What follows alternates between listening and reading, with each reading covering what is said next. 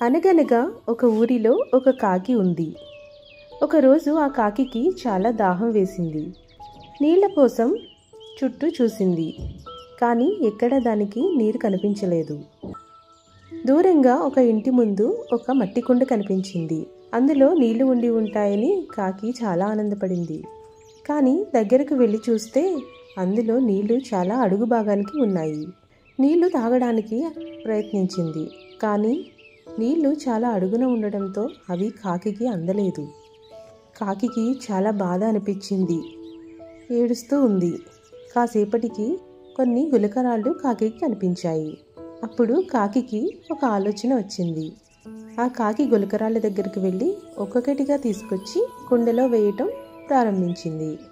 అలా గులకరాళ్ళన్నిటినీ మొత్తం కుండలోకి వేసింది. అప్పుడు గులకరాళ్ళ సాయంతో నీళ్లు పైకి వచ్చాయి. పైకి వచ్చిన నీళ్లను కాకి తాగి తన దాహం తీర్చుకుంది. ఇంకా చాలా సంతోషంగా అక్కడి నుంచి ఎగిరిపోయింది.